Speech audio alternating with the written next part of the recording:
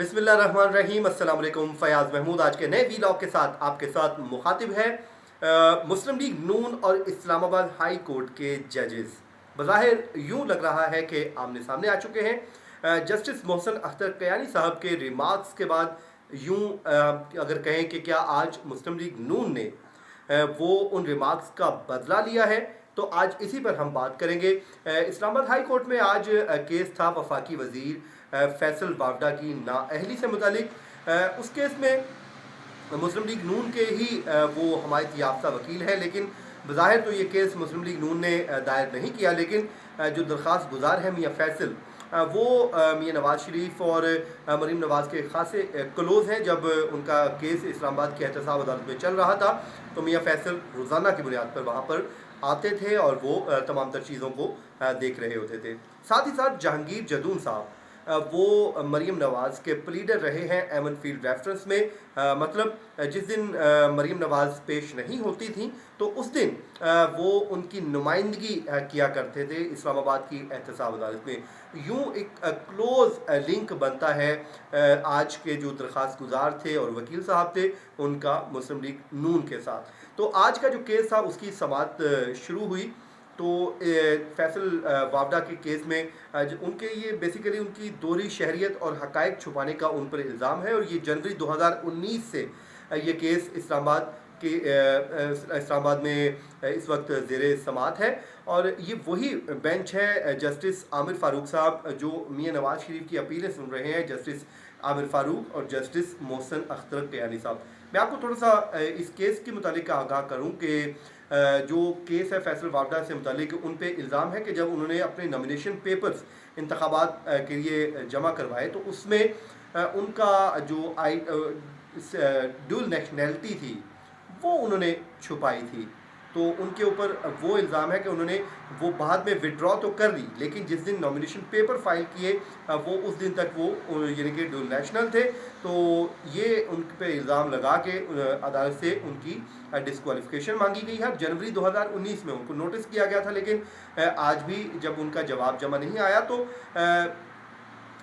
उनके जो जहांगीर जदून एडवोकेट साहब हैं वो रोस्ट्रम पर आए। उन्होंने आके जो आगाज़ किया दलाइल का, उन्होंने उस जुमले से किया। उन्होंने कहा कि वही जुमला जो पिछले कुछ दिनों जब मियाँ नवाज़ शरीफ के केस में जस्टिस मोहसिन अख्तर कयानी साहब की जानिब से मियाँ नवाज़ शरीफ से मुतल्लिक़ कहा गया था, जब उनके वकील की जानिब से कहा गया था कि वो नहीं आ रहे, बल्कि नया प्रोसिक्यूटर ने बताया कि वो जानबूझकर नहीं आ रहे। तो जस्टिस मोहसिन अख्तर कयानी साहब ने कहा था कि इस वक्त वो नवाज़ शरीफ लंदन में बैठे हमारे अदालती निज़ाम पर हंस रहे होंगे, उन्होंने इसको मजाक बना कर रख दिया है।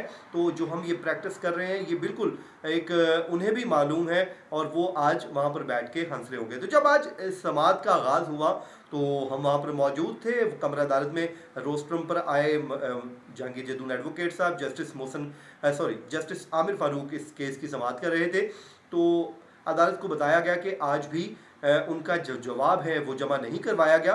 तो जस्टिस आमिर फ़ारूक साहब के सामने उन्होंने खड़े होकर कहा कि बज़ाहिर यूँ लग रहा है कि फैसल वावडा साहब ने अदालत को मजाक बना रखा है, जिस पर जस्टिस आमिर फ़ारूक साहब ने उनको कहा कि आप बेफिक्र हैं, हम इसको ऑर्डर कर देते हैं।